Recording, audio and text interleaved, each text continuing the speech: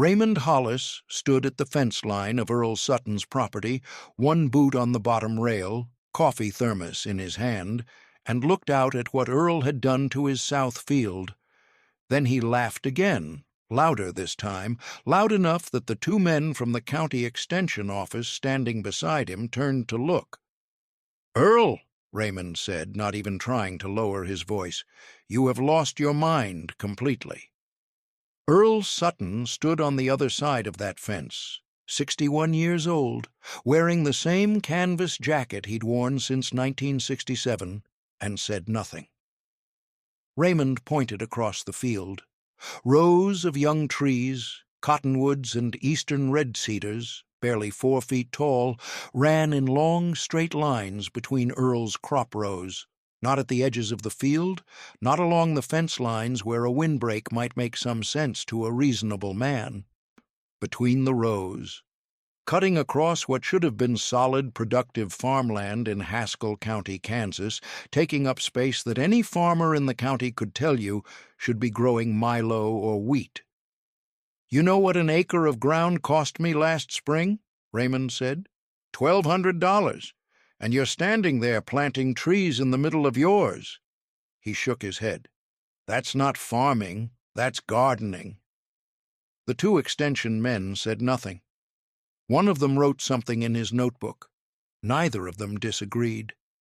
Earl looked at his trees. He did not look at Raymond. He did not respond. The morning light came flat and pale across the field, and the little trees stood in their rows like they had always been there and always intended to stay. Raymond got back in his truck. As he pulled away, he leaned out the window and said, loud enough for 3 neighboring properties to hear, "Man's throwing money into the ground and calling it farming." That was April. By June, the whole county had heard some version of it. The Haskell County Farmers Cooperative held its monthly meeting at the grain elevator on the second Thursday of every month, and Earl Sutton's trees were the main topic for 3 consecutive meetings without Earl ever being present to hear it. Dale Pruitt said Earl had finally gone soft in the head.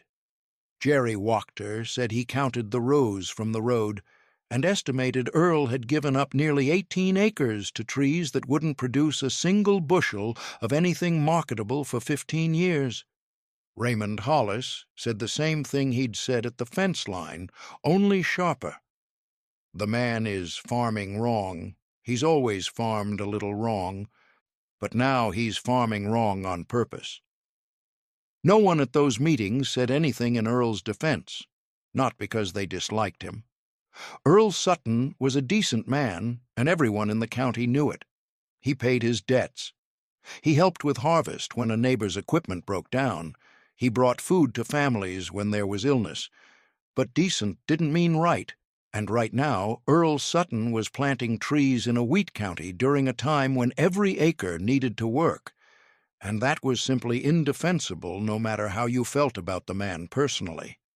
The year before, 1982, had been hard. Grain prices were down. Input costs were up. The Federal Reserve's interest rates had pushed operating loans into territory that made grown men sit at kitchen tables and stare at paper for a long time without speaking. Every acre mattered. Every bushel mattered.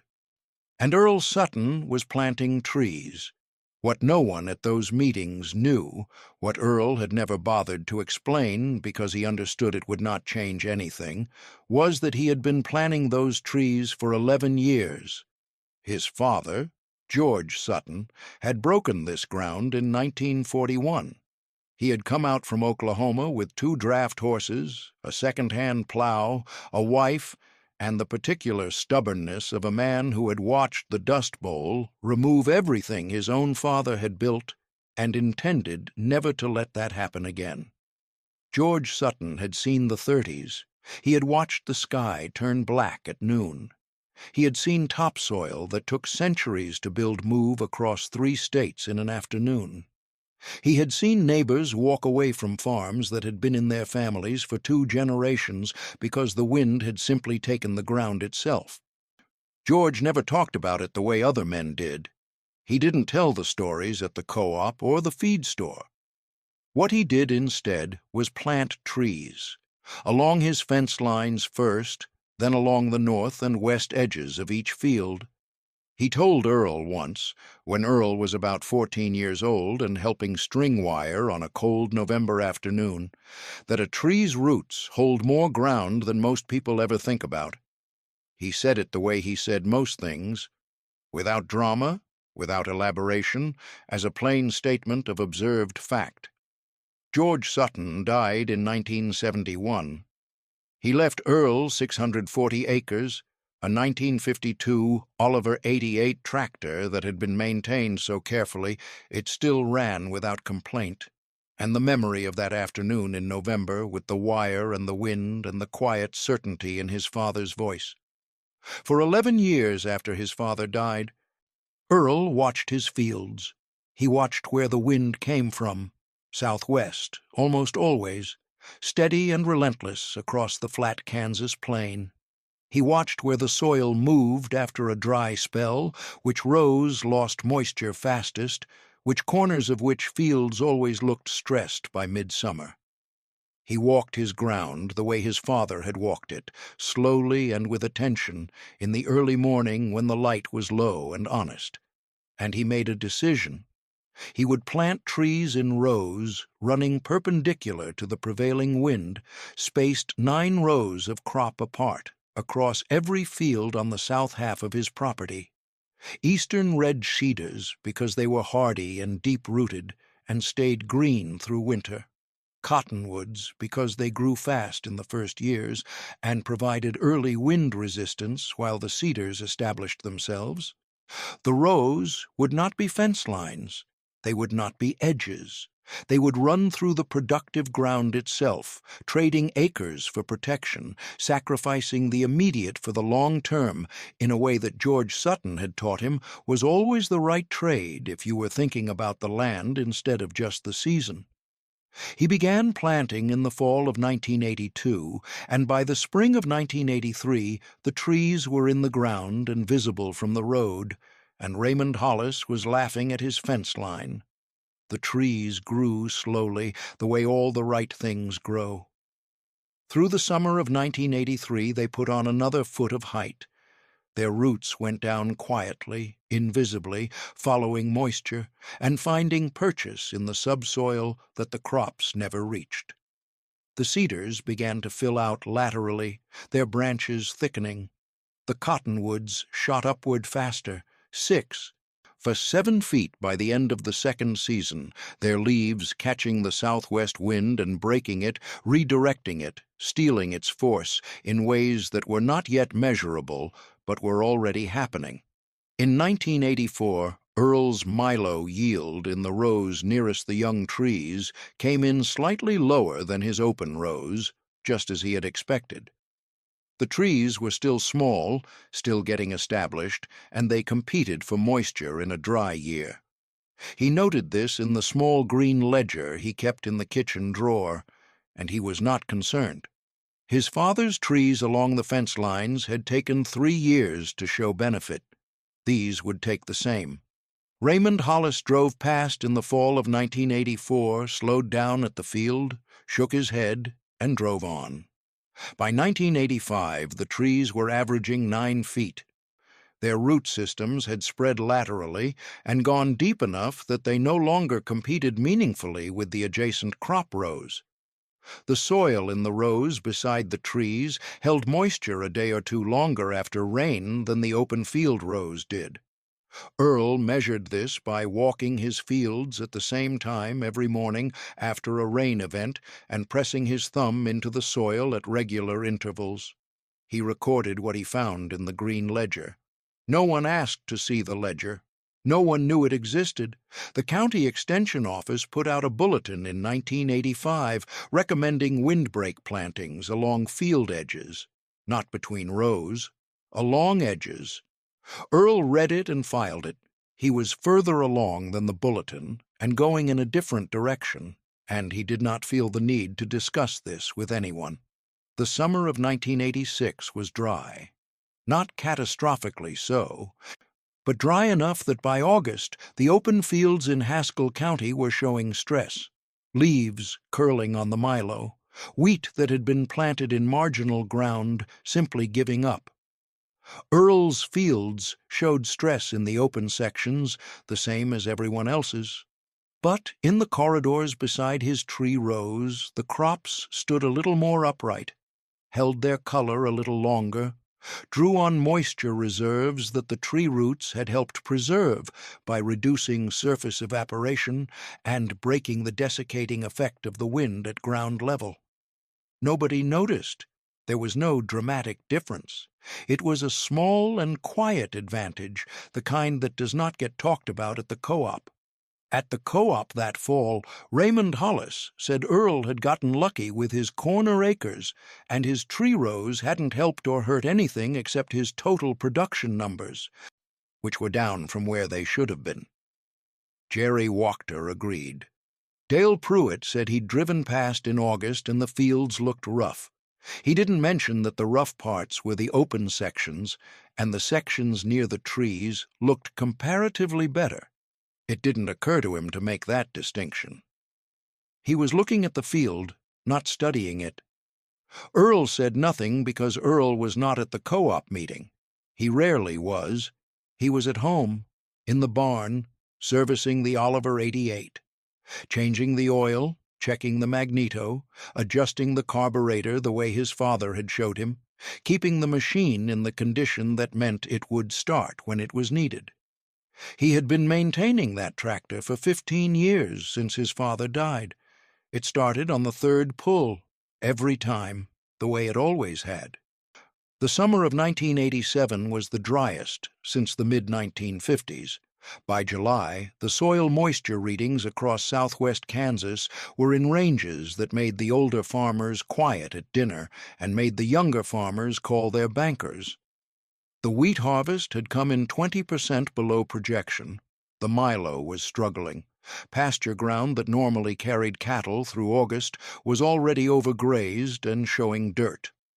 The National Weather Service station in Liberal was recording wind speeds that averaged 11 miles per hour higher than the previous 5-year mean.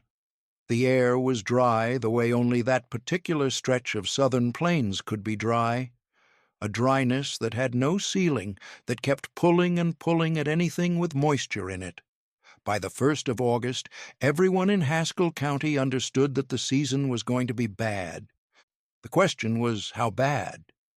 The answer came on a Saturday morning in August of 1987.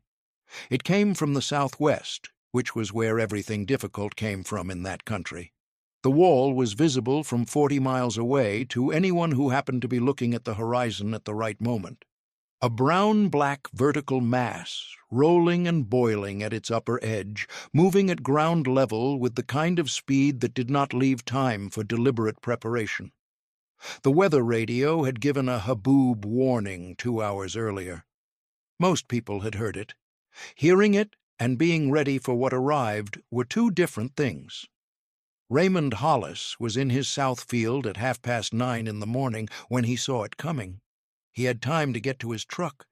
He did not have time to get his equipment under cover. His 1979 John Deere 4440, a $42,000 tractor he was still making payments on, sat in the open field when the wall hit. The storm took the topsoil from Raymond's South 40 in a single pass. 4 inches of the surface layer gone. The milo that had been standing, damaged and stressed but standing, was laid flat within the first 60 seconds of the storm's arrival and then partly buried under the drifting soil from his own and his neighbors' fields. The crop was not just damaged, it was gone. Across Haskell County that Saturday, the damage was comprehensive. 12 farms lost significant topsoil. 7 farmers reported complete crop loss in at least one field. Dale Pruitt lost a grain bin. The wind got under the roof and the structure twisted and collapsed. Jerry Wachter's open irrigation channels filled with drifted soil and would require equipment and time to clear before the fall planting. The County Emergency Management Office would estimate, in its report filed 3 weeks later, that Haskell County agriculture had sustained $2.3 million in losses in the space of a morning. The storm lasted 4 hours. When it passed, the sky turned a thin and exhausted yellow, and then slowly cleared, and the light that came back was the flat, honest light of a late summer afternoon. Raymond Hollis drove out to look at his fields before the dust had fully settled. He needed to see it. He had been farming this ground for 22 years, and he needed to see what had happened to it. What he saw was land that looked like it had been scraped, not windswept in the romantic sense. Scraped. The surface he had tilled and planted and fertilized and watched for 2 decades had been physically relocated. Where his milo had been, there was now a shallow landscape of rippled bare ground, with the occasional root mass sticking up, plant removed from soil, and soil moved from place. The fence line along his south edge had caught debris, tumbleweeds, scraps of paper, a plastic bucket from somewhere upwind, and behind it a drift of soil 18 inches deep against the wire. He sat in his truck for a while. Then, because there was nothing else to do, and because he was the kind of man who needed to be in motion when things went wrong, he drove north along the county road that ran between his property and Earl Sutton's. He stopped at Earl's fence line. He sat with the engine running and looked. Earl Sutton's fields were standing. Not perfectly. The outer rows, the rows most exposed to the approach of the storm, had taken damage, leaves stripped, some stalks bent. But standing. The milo in the corridors between the tree rows was upright, soil anchored, intact. The tree rows themselves had caught enormous quantities of drifting soil against their windward sides, building up long, gentle berms, soil from elsewhere deposited on Earl's land rather than leaving it. The trees had broken the wind into sections, reducing its ground-level velocity enough that it could not achieve the sustained force needed to lift and transport the soil particles in the fields they sheltered. The root systems of both the crops and the trees had held the surface layer in place. What Raymond's open field had lost, Earl's land had actually gained. Raymond sat at that fence line for a long time without moving. He was not a stupid man. He understood immediately and completely what he was looking at. He understood that the thing he had mocked for 4 years at co-op meetings and from the window of his truck was the thing that had just saved this man's operation while his own was sitting in drifts 2 miles south. He understood that Earl Sutton had not been farming wrong. He had been farming for a morning that Raymond had never considered preparing for. He drove to Earl's place. Earl was in the yard when Raymond pulled in, walking back from the east field, still in the canvas jacket, a pair of leather work gloves folded into his back pocket. He had been out walking his fields since the storm passed, pressing his thumb into the soil, checking the tree rows, making notes on a folded piece of paper he carried in his shirt pocket. He looked the way he always looked, unhurried, attentive, already thinking about the next thing. Raymond got out of his truck. He stood by the driver's door for a moment and looked at the ground. "Your fields are up," Raymond said. "Most of them," Earl said. Raymond looked up. "Mine are stripped." Earl nodded once. "I drove past on the way here," Raymond said. He stopped. He was a man who talked easily and often, and right now talking was not easy. "I called you soft in the head. I said that at 3 co-op meetings. I said you were farming wrong." "I know," Earl said. "I was wrong," Raymond said. "I was completely wrong, and I said it loud enough for the whole county to hear, and I'm standing here saying I was wrong just as loud." Earl looked at him for a moment. Then he said, "Walk with me." They walked to the edge of the nearest tree row. The cedars were about 12 feet now, full and dense along their windward side, the needled branches still holding a fine coating of the day's dust. Earl put his hand on the bark of one of the older trees, not with sentiment, just the way you touch something to show its dimensions to another person. "My father showed me something when I was 14, Earl said. "A tree's roots hold more ground than most people think about, and a row of trees breaks wind the way a wall breaks wind, except a wall stops everything, and a tree row just slows it down, and when it slows down it drops what it's carrying." He paused. "The wind doesn't stop. It just stops carrying my soil." Raymond looked at the berm of drifted soil along the windward side of the tree row. Soil from other people's fields, deposited here on this land, caught by trees that everyone had called a waste of space. "I couldn't see what you were doing," Raymond said. "I know," Earl said. "Most people couldn't." "Why didn't you argue?" Earl looked at him steadily. "Because there was nothing to argue about. Either the trees work or they don't. And you don't find that out from arguing." Raymond put out his hand. Earl shook it. It was a slow handshake, the kind between men who are settling something real, not just being polite. Raymond held it a second longer than a normal handshake, and Earl let him. That evening, the county road in front of Earl's property had 3 trucks parked along it at various times, neighbors who had heard what happened or seen it themselves on their way back from their own damaged fields, stopping to look at the crops still standing in their rows between the lines of trees. Nobody knocked on Earl's door. They just looked and drove on and thought. Raymond Hollis filed a crop loss claim with his insurance company on Monday morning. The adjuster came out Tuesday and walked the south field and wrote numbers that made Raymond feel sick to look at. The claim covered a portion of the loss, not all of it. The topsoil that was gone was not covered by any policy. Topsoil was not equipment or inventory. It was just ground, and once it was gone, it was going to take decades to rebuild, and no check would address that particular loss. On Wednesday morning, Raymond called the county extension office and asked about shelter belts. What species, what spacing, what configuration worked best in their soil type and wind pattern. The extension agent on the phone quoted him the 1985 bulletin. Raymond asked if there was anything more current, anything that went further than edge plantings. The agent said he wasn't sure, but he'd look into it. Raymond said thank you, and hung up and drove to Earl Sutton's place. He spent 4 hours there that Wednesday. Earl walked him through the entire south half of the property, showing him the tree row spacing, explaining the perpendicular alignment to the prevailing southwest wind, explaining why the cedars on the windward side and the cottonwoods on the sheltered side of each row served different purposes.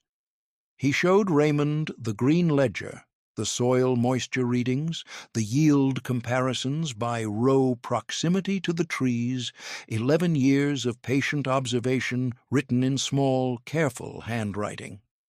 Raymond read through it slowly. He did not say much. Before he left, he asked Earl one question.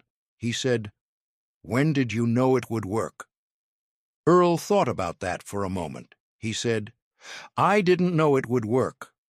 I knew what my father told me, and I knew what I'd watched in my own fields, and I knew what the 30s did to people who had nothing to stop the wind. I figured the cost of being wrong was losing some production in my tree rows. The cost of not trying was losing everything in a bad year." He looked at Raymond. "You calculate those 2 costs, and the decision isn't that complicated."